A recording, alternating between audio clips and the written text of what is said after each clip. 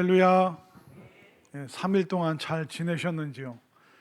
저게 무슨 말인가 하실 텐데, 저는 월요일 밤에 저녁에 안호성 전사님과 같이 강원도 횡성에 가서 약 1,400명 정도의 이제 목회자분들 모시고 2박 3일 동안 오늘 오전까지 수련을 마치고, 여러분들 너무 보고 싶어가지고 횡성도 못 둘러보고 그냥 횡하니 그냥 급하게 달려왔습니다. 오늘 예배 자리에 오신 여러분들, 또 목회자 수련회 위해서 기도해 주신 우리 모든 분들에게 하나님의 크고 놀라운 은혜가 함께 하시기를 바랍니다. 자, 사람에게 가장 기분 좋은 주제는 뭐냐면 변화라는 주제입니다. 약한 사람이 강하게 변화됐을 때, 병든 사람이 치유라는 그 변화를 경험했을 때, 그리고 여러분들이 오매불망 소원했던 게 있죠. 공부 안 하던 아들이 갑자기 공부하기로 변화가 되고, 운동 안 하는 남편이 갑자기 운동하고 뱃살 빼기로 결단하고, 그렇게 변화를 시도하면, 그리고 변화를 경험하면 그것만큼 기분 좋고 또 행복한 게 없습니다. 어떻게 보면 성경은 변화의 이야기라고 말할 수 있죠. 죄인이 변화되어 의인되고, 예수님께서 하늘 보좌를 내려놓으시고 이 땅으로 내려오시는 그 형체와 그 모습이 변화되어서 사람과 같이 되셨다. 그래서 우리를 구원하신 그 놀라운 변화의 이야기가 성경에 나와 있습니다. 그렇기 때문에 성경은 변화의 이야기이기 때문에 교회 안에서 가장 많이 우리가 간증하고 또 나눠야 될 것이, 내가 변했어, 내가 변했어요, 그리고 저 사람이 변화되었습니다. 와, 저 사람이 변화되었어? 교회 안에서 가장 많이 나눠줘야 될, 나눠지고 또 이야기해야 될 그 내용이 바로 변화라는 것입니다. 그런데 아이러니하게도 가장 변화되기 힘든 사람이 어디에 있을까요? 조심스럽지만 교회 안에 변화되기 굉장히 힘든 그 영혼의 각질이 너무나도 딱딱한 사람들이, 변화의 성경 또 변화의 이야기가 가득한 교회 안에서 오히려 변화되지 않는 사람들의 그런 모습을 발견할 때가 많이 있습니다. 여러분들 다른 사람 생각하고 계세요? 아니면 내 생각하고 계세요? 내 생각해야죠. 딴 사람 머리에 떠올리시면 여러분들 안 되는 겁니다. 변화를 시도하고 변화를 경험했고 또 변화의 이야기가 가득한데, 그런데 한편으로 변화되지 않는 사람들이 많이 보이는 곳이 교회라는 곳입니다. 우리가 오늘 로마서 2장 초반을 읽었는데, 로마서 1장은 믿지 않는 자들의 죄에 대한 심판이에요. 근데 로마서 2장은 믿는 사람들의 죄에 대한 심판입니다. 믿지 않는 자가 받을 심판에 대해서는 이해를 하겠는데, 믿는 사람도 심판에 놓일 수 있다니, 그 이야기가 바로 로마서 2장의 내용입니다. 우리가 믿는다고 하면서도 믿는 사람들이 빠질 수 있는 가장 위험한 지독한 함정이 뭐냐면, 스스로를 의인이라고 생각하는 겁니다. 이게 믿는 사람, 신자가 빠지는 제일 위험한 함정이에요. 나는 의롭다, 자칭 의인 의식이 교회 안에 있을 때, 그 사람 속에 있을 때 그 영혼의 각질이 두꺼워지기 때문에 무슨 말을 하고 무슨 권면을 하고 어떤 설교를 들어도 변화되지 않는 그 사람, 자칭 의인. 내가 잘못할 리가 없어, 내가 잘못 행동할 리가 없어, 내가 말하고 행동하는 건 틀린 게 없어, 저 사람이 잘못된 거야.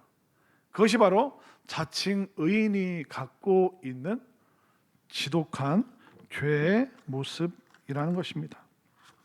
자칭 의인들은 어떨까요? 저 말씀은 나에게는 해당되지 않아, 저 말씀은 나랑 별로 상관이 없어 라고 생각할 때 우리는 의인이 아니라 자칭 의인이 되는 것입니다. 제가 예전에 부교육자 때인가 그때 저희도 이제 오후 예배 때 겸손과 또 섬김 그런 주제로 설교를 하고 내려왔습니다. 그때 어떤 목사님이 저를 확 붙잡으면서 목사님 오늘 설교 너무 좋았다고, 오늘 이 설교는 우리 남편이 들었어야 되는데 남편이 오늘 동창 모임이 있어가지고 어디 멀리 가는 바람에 남편이 이 설교를 못 들었다고, 우리 남편이 들어야 되는 설교인데. 저는 속으로 권사님이 듣고 변화되셔야 될 것 같은데 이제 그런 생각을 했던 적이 있습니다. 그러니까 말씀이 들어올 때 이걸 자꾸 남에게 적용하고 그 사람을 떠올리는 그런 습관이 사실 우리들 속에 있습니다. 스스로 의롭다라고 생각하는 게 저도 그렇고 여러분들도 그렇고 다 그런 생각들이 있습니다. 저도 이렇게 지방의 모임 때 설교를 들으면 아우 저 목사님이 이 말씀을 듣고 회개하셔야 되는데 그런 생각을 할 때도 있는 거죠. 우리가 다 마찬가지라는 거예요. 그런데 이렇게 설교를 남에게 적용하는 사람이 있고 설교를 자기 자신에게 적용하는 사람들이 있습니다. 남에게 적용하면 평생 우리가 교회를 다니고 신앙생활을 해도 나는 변화를 조금도 경험할 수가 없는 것이죠. 그래서 말씀을 전하다 보면 남편은 아내를 사랑하고 또 아내는 남편을 존경하고 이런 내용의 설교를 하게 됩니다. 근데 그 설교가 오히려 부부싸움의 불씨가 되는 거 아세요?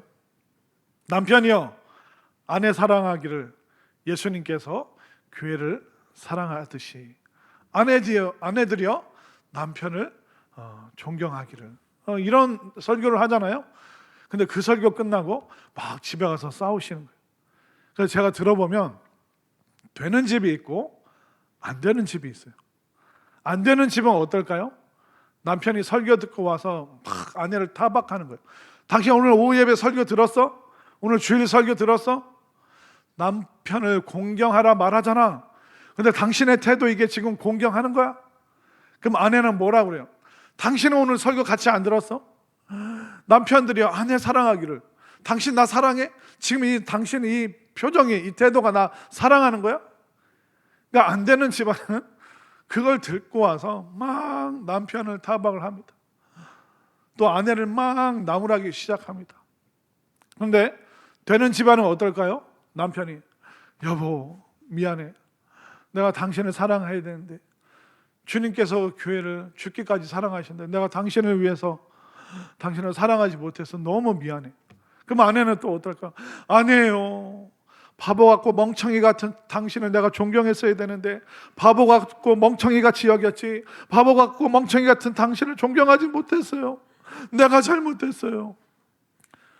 이게 되는지 안 되는지 모르겠는데 아무튼 되는 집안은 내가 당신을 공경하지 못해서 미안해요, 내가 당신을 사랑하지 못해서 미안해요, 그렇게 이야기하기 시작하면 그 집안은 되는 집안이고 그 말씀을 아내나 남편에게 적용시키는 것이 아니라 철저하게 나에게 적용시켜서 변화된 마음으로 변화된 가정으로 살아갈 수 있는 것입니다. 여러분들 명심하십시오. 설교를 듣다가 뭔가 불편함과 찔림이 있잖아요. 그거 축복이에요. 가끔 성도님들이 한국 교회가 세워지고 나서 계속 오해하시는 게 저 목사님이 나 지금 치려고 하는 거다. 저 목사님이 설교로 지금 나 때렸어. 여러분들 이 설교 준비하고 목사님들이 얼마나 바쁜데 누군가를 머리에 떠올리고 그 사람 생각하면서 설교할 정신이 없어요. 이 말씀 찾고 또 이 말씀을 이야기 속에서 어떻게 하면 성도들 은혜 받고 또 이 설교가 들리는 설교가 되기 위해서 어떻게 진행을 해야 될까? 결론을 어떻게 맺어야 될까? 어떻게 기도를 해야 될까? 그러니까 매일 설교를 준비하기 때문에 누군가를 떠올려서 그분을 타겟을 놓고 그렇게 설교를 준비하는 목회자는 없습니다. 그런데 마음에 찔림이 있으면 오늘 이 말씀 나를 향한 말씀이구나. 그러니까 찔림이 있다면 그게 너무 축복이에요. 근데 그 말씀이 들리는데 불편하게 들렸을 때 그걸 막 남에게, 다른 사람에게 그렇게 적용하기 시작하면 우리가 은혜가 왔다가도 다 그냥 손가락 사이로 다 빠져나가 버리는 것이죠. 말씀 들을 때 나의 말씀으로 들으시기를 바랍니다. 말씀 적용할 때 남한테 적용하지 말고 제발 좀 나에게 적용하시기를 바랍니다. 말씀 들을 때 찔림이 있다는 것은 축복이라는 것을, 여러분들의 영적인 귀가 열려 있다는 것을 믿으시기를 바랍니다. 이따 나갈 때 제가 한번 물어보겠습니다. 오늘 설교 누구에게 적용하고 있는가? 자, 그런데 변화를 이야기하는 교회 안에서 가장 변화되지 않는 사람들이 존재한다고 했죠. 자칭 의인, 스스로 의인이라고 생각하는 사람들은 변화가 너무 힘듭니다. 자, 그러면 자칭 의인들이 하는 첫 번째 특징이 뭘까요? 남을 판단하고 정죄합니다. 자, 오늘 본문 1절 말씀을 한번 볼까요? 1절 말씀 시작. 그러므로 남을 판단하는 사람아 누구를 막론하고 내가 핑계하지 못할 것은 남을 판단하는 것으로 내가 너를 정죄함이니 판단하는 내가 같은 일을 행함이니라. 그러므로 남을 판단하는 사람아. 그러니까 말씀을 자기에게 적용시키지 않고 남을 판단하는데 이 말씀을 사용할 수도 있다는 겁니다. 그러니까 이 말씀을, 하나님 말씀을 악하게 쓰려고 하면 얼마든지 악하게 적용하고 악하게 사용하고 악하게 남에게 찌르는 말로 사용할 수도 있는 것입니다. 내로남불이라고 아시죠? 내가 하면 로맨스고 남이 하면 불륜이고, 그런 말이 있습니다. 결국 자신의 허물에 대해서는 관대해요. 내가 그런 실수할 수 있지 뭐. 사람 누구나 다 실수하는 거지 뭐. 자기에게는 관대해요. 근데 남에게는 엄격해요. 남의 허물에 대해서는 예민해요. 남이 실수한 거에 대해서는 크게 봅니다. 그런 사람들은 자신에게 관대하고 남이 조금만 잘못하면 그 아주 집요하게 물고 늘어집니다. 그러니까 5년, 10년, 수십 년 전 얘기인데도 그걸 가지고 계속 되살려서 불씨를 다시 살리듯이 분쟁의 불씨를 끌고 나옵니다. 그런데 부부싸움 할 때 제일 해서는 안 되는 말이 뭘까요?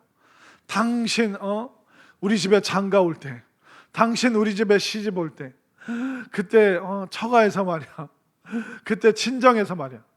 지금 결혼한 지 30년, 40년 됐는데도 결혼 당시 그때 수십 년 전에 서운했던 그거 들춰내서 다시 싸움의 재료로 사용하기 시작하죠. 결코 그것이 지혜롭지 않다는 것입니다. 우리 자신은 어떨까요? 내가 나 자신에게 엄격해야 되는데 나에게는 관대하고 남에게는 너무 엄격한 잣대를 들이대고, 내가 실수한 거에 대해서는 무덤덤하고 그냥 넘어가 버리고, 남이 조금 나에게 불편하게 한 거, 서운하게 한 거 너무 예민하게 극렬하게 크게 반응할 때가 얼마나 많습니까? 그러니까 우리가 허물 많은 죄인이에요. 그러니까 우리가 예수님 없으면 구원받을 수 없는 죄인이라는 것을 우리가 살면서 얼마나 자주 느낍니까? 그래서 그러므로 남을 판단하는 사람아, 그러니까 남을 판단하는 이 교회 다니는 이 사람은 제일 많이 하는 말이 뭔지 아세요? 말세다, 말세. 정치인들이 저거 정치하는 거 보니까 말세야, 말세. 요즘 목회자들 보면 말세야. 목회자들이 사랑이 없어. 말세야, 말세. 우리 교회 장로가 깨어서 기도해야지. 장로가 저렇게 기도를 안 하니 말세야, 말세. 집사가 예배 자리 있어야지. 뭐 어디 여행 간다, 어디 놀러 간다, 뭐 모임 있다고 저렇게 예배를 빠지니, 집사가 저렇게 예배를 빠지니 말세야, 말세. 그런데 그 탄식 속에, 그 말세라는 그 탄식 속에 자기 자신의 죄에 대한 언급은 하나도 없어요. 정치인 탓, 목사님 탓, 장로님 탓, 다른 권사님, 안수사님, 집사님 탓, 저 성도 탓, 교회 다니는 사람 탓. 아이고 안 돼. 말세야 말세. 그 말 속에 자기 자신은 절대로 포함을 안 시키는 거예요. 다 눈에 보이는 다른 사람들이 다 잘못했다고 말하고 다니죠. 그런 사람이 남을 판단하는 것에 빠르고 남을 정죄하는 것에 재미를 느끼는 자칭 의인들이라는 것입니다. 오직 다른 사람 보면서 말세라고 말하고, 나는 의인인데 다른 사람 행동하는 거 보니 참 한심하다, 한심해, 그렇게 말하고 다니는 사람들, 자칭 의인들. 그들은 어떤 사람들입니까? 1절 말씀을 다시 한번 보겠습니다. 성경이 준엄하게 말하고 있죠. 1절 시작. 그러므로 남을 판단하는 사람아, 누구를 막론하고 내가 핑계하지 못할 것은 남을 판단하는 것으로 내가 너를 정죄함이니 판단하는 내가 같은 일을 행함이니라.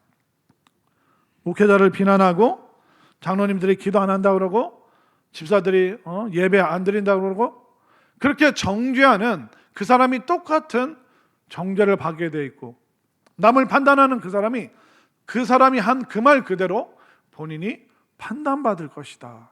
그렇게 성경은 말하고 있습니다. 여러분들은 무엇으로 말세를 느끼고 있습니까? 우리는 이렇게 말해야 되는 거예요. 내가 목회자인데 하나님, 과연 내 마음속에 사랑이 있습니까? 내 마음속에 사랑이 없으니 하나님 말세입니다. 하나님, 내가 기도의 자리를, 예배의 자리를 지켜야 되는데 내가 직분 받을 때 그렇게 선서했는데, 교회를 지키기로, 목회자를 지키기로, 한국교회를 지키기로 내가 그렇게 선서했는데, 하나님, 요즘 내 모습을 보니 내가 영혼의 각질이 굳어진 사람입니다. 하나님, 나를 보니 말세입니다. 말세. 내가 교사인데, 내가 찬양하는 사람인데, 내가 새 가족을 영접하는 사람인데 내가 이렇게 해서 되겠습니까? 하나님, 나를 보니 말세입니다. 말세. 그 말을 누구에게 지금 적용시키고 있는가? 거기에 따라서 그 영혼이 달라지게 되는 것이죠. 이렇게 혼란한 세상 속에서 내가 기도하지 않으니 말세구나, 내가 기도의 자리를 못 지키니 말세구나, 내가 노래하는 그 입술로 비난을 하고 있으니 말세구나, 내가 사람들을 이끄는 사람이 되어야 되는데 엉뚱한 데 끌려다니면서 내가 그 역할을 감당을 못하니 말세구나. 여러분들, 말씀을 자기 자신에게 적용시키시기를 바랍니다. 자, 자칭 의인이라고 하는 사람들의 두 번째 특징은 뭘까요? 고집과 회개하지 않는 마음이 가득합니다. 자, 5절 말씀으로 한번 내려가 볼까요? 5절 말씀 시작. 다만 내 고집과 회개하지 아니한 마음을 따라 진노의 날 곧 하나님의 의로우신 심판이 나타나는 그날에 임할 진노를 내게 쌓는도다. 제가 깜짝 놀랐어요. 어떤 행위의 잘못을 따라서 심판을 받는 게 아니라, 5절을 다시 한번 띄워보십시오. 다만 내 고집과 회개하지 아니한 마음을 따라 끝에 그날에 임할 진노를 너에게 쌓는도다. 고집과 회개하지 아니한 그 마음이 진노를 쌓고 심판을 받게 된다라고 성경이 분명히 기록하고 있습니다. 우리가 엄청난 잘못을 저질러서 죄인 되는 것이 아니라, 성경은 고집스럽고 회개하지 않는 마음, 그게 지금 하나님의 진노의 심판을 쌓고 있는 것이다, 성경은 말하고 있습니다. 그렇기 때문에 쭉 제가 목회하면서 사람들을 보면, 택함받은 사람들은요 회개해요. 잘못했습니다. 그 당시에는, 그 순간에는 모면하기 위해서 몰라요, 저는 안 그랬어요, 저는 몰라요, 그 순간을 회피하기 위해서 멈칫할 때가 있어요. 그런데 진짜 택함받은 사람은 뒤돌아서서 또 집에 가서 혼자 있으면서 내가 그러면 안 됐었는데, 내가 그러면 안 됐었는데, 시간이 지나서 죄송합니다, 잘못했습니다, 돌이켜요.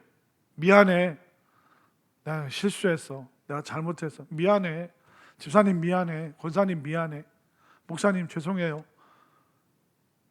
그러니까 택함 받은 사람은 즉각적인 회개는 아니어도 시간이 지나서 돌이켜보고 양심에 비추어서 죄송하다라고 회개하는 모습을 보게 됩니다.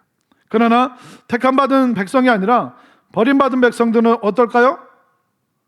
혼내면 혼낼수록, 야단치면 야단칠수록 더 고집을 부리고 더 회개하지 않고 더 이를 악물고 저항하는 모습들을 보게 됩니다. 대표적인 사람이 바로 애굽의 바로입니다. 파라오 황제, 애굽의 바로. 한번 생각해 보십시오. 10가지 재앙이 계속 이어졌잖아요. 첫 번째 재앙이 왔을 때, 아이고 모세, 우리가 잘못했습니다, 당신들 떠나가게 하겠습니다. 그런데 첫 번째 재앙이 어느 정도 수그러들고 적응이 되니까 절대로 못 간다, 이 이스라엘 못 보내준다. 두 번째 재앙이 또 오면, 그러면 아이고 잘못했습니다, 백성을 보내겠습니다. 근데 또 시간이 지나니까 또 그가 저항을 하죠. 절대로 안 보낸다고, 보낼 수 없다고. 아주 고집스럽게 이를 악물고 하나님의 재앙 앞에서 하나님을 대항하는 모습들을 보게 되었죠. 근데 성경은 뭐라고 기록하냐면, 하나님께서 바로의 마음을 강팍하게 하신지라. 하나님이 바로 잘못되게 하신 거네요? 바로가 못된 행동하는 게 하나님께서 의도하신 거네요? 그렇게 우리가 해석을 해서는 안 됩니다. 그 말은 뭐냐면, 바로는 완전히 망할 길로 들어섰다. 그는 고집부리고 회개하지 않으므로 벗어날 수 없는 심판에 놓였다는 것을 바로 하나님께서 그의 마음을 강팍하게 하신지라. 어떻게 보면 그가 변화되지 못하도록 하나님께서 방치하신 것이죠. 모세는 살인죄를 저지르고 40년 동안 광야에서 방황을 했습니다. 그때 하나님께서 부르셨을 때, 하나님 저는 아닙니다, 나 같은 사람은 안 됩니다. 그러나 하나님이 말씀하실 때 그런 자신의 신발을 벗고 하나님 앞에 종과 같은 맨발로 그런 털썩 무릎을 꿇고 하나님께 회개하고 하나님의 말씀을 받아들이고 순종을 하죠. 자신의 고집을 내려놓습니다. 자신의 고집을 꺾어요. 그 떨기나무 하나, 불타는 떨기나무 그 하나 보고. 근데 바로는 무시무시한 재앙 10가지를 봤는데도, 자기 눈앞에서 제국이 무너지는 걸 보고 있는데도 그 강팍한 마음이, 완고한 마음을 그런 바꾸지 않았고 돌이키지 않았고 하나님께 회개하지 않았습니다. 모세처럼 택함받은 백성은 실수를 해도, 잘못을 해도 하나님의 말씀이 오면 회개하고 돌이켜요. 그러나 택함받지 못하고 버림받은 백성은 바로처럼 완고합니다. 아무리 높은 지위에 있어도, 하나님 앞에서는 낮은 지위인데도 그는 아주 이 악물고 고집을 부리고 회개하지 않고 돌이키지 않죠. 완전히 망하는 길로 가는 것입니다. 그 진노를 하나씩 더 머리에 쌓고 있는 것이죠. 고집과 회개하지 않는 마음, 이것이 우리를 심판으로 끌고 가기 때문에 고집스러운 마음, 회개하지 않는 마음, 그거 빨리 순간순간 빨리 내려놓고 빨리 버리고 빨리 떠나 보내셔서 회개하고 돌이키는 그 순전한 마음으로 늘 하나님 앞에 나오시기를 바랍니다. 자, 회개치 않는 자칭 의인의 인생의 결과는 어떻게 될까요? 자, 9절 말씀을 한번 보겠습니다. 9절 말씀 시작. 악을 행하는 각 사람의 영에는 환난과 곤고가 있으리니 먼저는 유대인에게요 그리고 헬라인에게며. 악을 행하는 사람에게는 환난과 공고가 있대요. 그래서 악한 사람들은 자기 마음대로 사는 것 같잖아요. 자기 의도대로 다 행동하는 것 같잖아요. 근데 성경은 악한 사람은 환난과 공고가 있는데 그의 영혼, 그의 영, 그의 마음에는 쉼이 없다라고 말하고 있습니다. 회개하지 않으면 당당한 것 같은데 안전하지 않은 거예요. 회개하지 않으면 강한 사람 같은데 마음에는 쉼은 없습니다. 나쁜 생각하고 나쁜 말하고 이간질하고 사이를 벌려놓고 오해시키고 늘 그런 생각에 사로잡혀 있는 사람 마음에 무슨 평강이 있고 무슨 평안이 있겠습니까? 그렇기 때문에 회개하지 않는 그 영혼, 고집부리는 그 영혼은 쉼을 얻지 못하기 때문에 우리가 마음의 쉼을 얻기 위해 또 영혼의 평강을 위해서 하나님 앞에 늘 회개하고 잠잠히 하나님 바라보시기를 바랍니다. 자, 그러면 자칭 의인 반대에 있는 나 자신을 죄인이라고 나의 모습을 보니 말세입니다 라고 말하는 회개하는 사람들은 어떨까요? 자, 10절을 볼까요? 10절 말씀 시작. 선을 행하는 각 사람에게는 영광과 존귀와 평강이 있으리니 먼저는 유대인에게요 그리고 헬라인에게라. 영광과 존귀와 평강, 다른 게 아니라 마음의 평강이 있다는 거예요. 하나님 앞에 털썩 모든 것을 내려놓고 회개하고 자복하고 하나님 변화된 모습으로 살겠습니다. 하나님 저를 보니 말세입니다. 그렇게 회개하는 영혼에는 마음에 평강이 있다는 거예요. 여러분들 지금 마음이 어떻습니까? 평강이 있습니까? 아니면 이리저리 갈팡질팡하고 이런 말 했다가 저런 말 했다가 이렇게 결심했다가 저렇게 또 좌절했다가 여러분들의 마음이 왔다 갔다 하지 않았으면 좋겠고 또 부정적인 말을 하지 않았으면 좋겠고 여러분들 마음 가운데 정말 하늘로부터 내려오는 그 평강이 여러분들을 다스릴 수 있게 되기를 바랍니다. 결국 회개하지 않는 영혼에는 평강이 없다고 결론을 내리고 있는 것이죠. 미국에 미키 크로스라는 부흥사 목사님이 계셨어요. 근데 이 미키라는 이 목사님은 젊은 시절에 그 폭력 조직에 가담을 했고 또 폭력 조직의 보스였습니다. 그러니까 강도, 살인, 방화 그런 일들의 배후 조종자였던 거죠.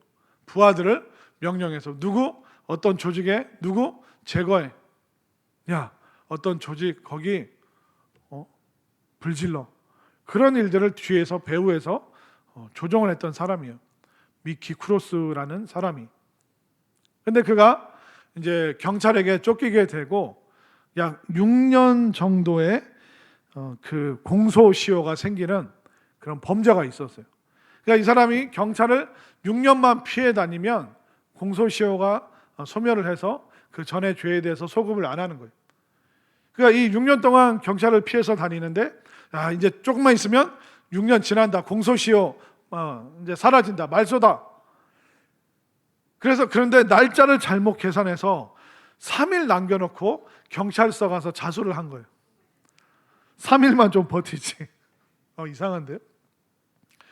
그러니까 이 미키 크로스가 가서 나 이러한 죄 때문에 6년 동안 이제 쫓겨다녔는데 나 공소시효 지났죠 하고 경찰서 찾아갔는데 계산 잘못하셨어요. 3일 아직 남았습니다 해서 착 잡힌 거예요. 근데 이 미키 크로스라는 사람이 나중에 했던 얘기가 뭐냐면 한 조직의 보스였고 강도와 살인과 방화 그런 일들을 막 부하 직원들을 시켰는데 보스가 되면 조직의 우두머리가 되면 겁날 게 없을 줄 알았대요. 근데 매일 잠들 때 자물쇠를 몇 개를 잠근대요. 창문은 열지도 못하고 그리고 침대 거기 베개 밑에는 항상 권총을 두고 잠을 자고 혹시 내 부하들 중에 나를 배신하는 사람 없나? 그 늘 신경이 예민하게 날카롭게 작동을 하고 있고, 그러니까 쉼이 없는 거예요. 마음의 평강이 없는 거예요.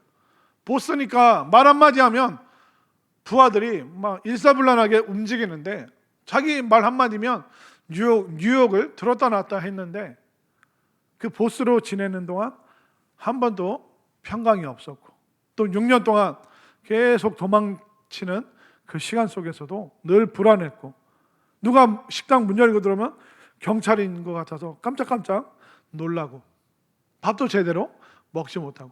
그런데 탁 잡히고 나니까 이제서야 쉴 수 있겠구나.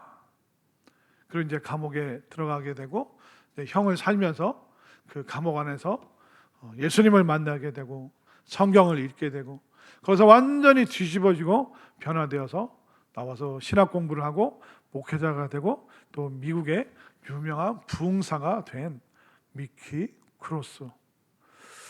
그 목사님, 그 젊은 시절 모든 걸 마음대로 할 수 있었지만 평강이 없었대요. 그러나 하나님께 완전히 꽉 잡혀서 옴짝달싹 못할 때는 평강이 넘치는, 그리고 회개 자리까지 나가고 또 예수님을 만나게 되고 과거가 변화된 새로운 인생을 살아가게 된 그런 목사님의 이야기가 있습니다. 여러분들, 회개하면 자존심 상하시나요? 또 반성하면 내 자아가, 내 존재가 사라지는 것 같습니까? 근데 우리 마음이 그래요. 미안해요, 잘못했습니다, 이런 말 하면 죽을 것 같아요. 아우, 제가 실수했네요, 이런 말 하면 내 존재가 완전히 바닥으로 떨어지는 것 같죠. 그러나 절대로 그렇지 않습니다. 연습 한번 해보겠습니다. 미안합니다, 죄송합니다. 아니, 절 보고 하지 마시고 옆에 사람 많잖아요. 옆에 분들, 좌우에 계신 분들 늘 해야 되잖아요. 집에서, 교회에서, 길거리에서 대각선으로 저 멀리 있는 사람한테 그러지 마시고, 저도 아이들한테 미안하다, 아빠가 실수했네, 아빠가 잘못했네, 그렇게 말하면 안 되는데. 제 아내한테도, 근데 애들한테는 미안하다 그러는데 아내한테는 좀 잘 못하는 것 같아요. 완전히 그 가장으로서의 권위가 다 사라지는 것 같고, 미안하다 그러면 내 존재가 사라지는 것 같고. 그러나 미안하다고 해보고, 죄송합니다, 제가 실수했네요, 어떡합니까, 제가 그런 큰 실수를 저질렀는데. 그 순간에는 참 너무 부끄럽고 구멍에 숨고 싶고, 그렇지만 그렇게 말한다고 해서 내 존재가 사라지는 것도 아니고 내 자존심에 바닥을 치는 것도 아니고, 오히려 관계는 좋아지고 부드러워지고 다음에 또 만나면 미소를 지을 수 있는 그런 관계가 되고, 내가 한번 이해받았으니 저분이 실수했을 때 또 내가 용납하고 받아들여 줄 수 있는 그 평강의 평수가 조금씩 넓어지는 것을 정말 많이 경험하게 됩니다. 자, 한번 저를 따라서 하세요. 죄송합니다. 저를 보세요. 저를. 아까 옆에 시켰더니 여러분 너무 불편해 하셔가서 그냥 연습은 저랑 하세요. 죄송합니다. 미안합니다. 제가 실수했습니다. 와, 평강이 임하잖아요. 여러분들 얼굴은 지금 빨개졌어요. 진짜 제가 여기서 보니까 이게 연습인데도, 실제가 아닌데도 이렇게 불편해 하시니, 그 사람 얼굴 보고 이 얘기를 하자니, 옆에 있는 분 얼굴 보고 이 얘기 하자니 얼마나 죽을 맛입니까? 그러나 우리가 심판을 자초하는 것보다 내가 이 말 하는 게 더 나를 살린다는 것을 꼭 믿으시기를 바랍니다. 그러니까 저도 죄송합니다 말을 많이 할 테니까 여러분들도 저에게, 또 옆에 계신 분들에게, 또 가까이 있는 분들에게 그 말 정말 많이 하셨으면 좋겠습니다. 그러니까 미안합니다, 죄송합니다, 이게 회개로 가는 그 길을 열어주더라고요. 회개하지 않는 사람은 내가 잘못했어도 꿋꿋하게 눈도 깜빡 안 해요. 고개 절대로 안 숙여요. 절대로 인정 안 해요. 평소에 미안합니다, 죄송합니다, 제가 실수했네요, 제가 잘못 생각했네요, 제가 잘못 말했네요, 이 말을 절대로 안 하는 거예요. 자칭 의인이 정말 많구나. 하나님의 심판을, 진노를 쌓는 사람이 너무 많구나. 때로는 그런 분들의 뒷모습을 보면 두려울 때가 있어요. 이 말씀을 알까? 이런 성경의 내용을 알까? 목회자가 저렇게 권면을 하는데도 마음을 돌이키지 않는다면 도대체 어디 가서 저분은 마음을 돌이키고 회개하고 변화될 수 있을까? 저도 실수하면 여러분들에게 죄송합니다라고 꼭 말하겠습니다. 여러분들도 가족들에게 너에게 하지 말고, 한국 사람들 너한테는 참 잘해요. 그런데 누구한테 못해요? 가족들에게, 가까운 사람들에게. 가까운 사람과 가족과 같이 사는 사람들과 평강과 화목을 누려야 되는데 그게 안 되니 서로 죽을 맛이죠. 여러분들은 누구입니까? 오래 묵은 자칭 의인입니까? 아니면 스스로 자신의 모습을 보면서 기도 안 하니, 예배 안 드리니, 이런 내가 말세구나, 이런 나의 모습을 보니 말세구나, 그렇게 말씀하고 계신지, 아니면 순종한 마음은 조금 더 없고 굳은 살 박힌 그 마음 가지고 그냥 꿋꿋이 눈도 깜빡 안 하고 고개도 안 숙이고 그렇게 평생 살아가실 것인지, 여러분들은 스스로가 어떤 사람인지 잘 생각해 보셨으면 좋겠습니다. 말씀을 남에게 적용시키지 말고 자기 자신에게 적용시키시길 바랍니다. 남의 삶을 보고 말세라고 하지 말고 나의 기도하지 않음, 나의 순종하지 않음을 보고 말세라고 말하십시오. 회개하지 않는 영혼에는 환난과 곤고뿐입니다. 그러나 자존심 상하지만 얼굴 붉어지고 심장이 콩닥거리고 내 존재가 무너져버릴 것 같지만 미안하다고 회개하고 돌이키는 영혼에게는 영광과 존귀와 평강이 그 사람 앞에 넓게 펼쳐진다는 것을 꼭 믿으시고 말씀대로 한번 순종해보고 말씀대로 회개하고 말씀대로 평강을 누리는 우리 모든 성도님들 될 수 있기를 간절히 소망합니다.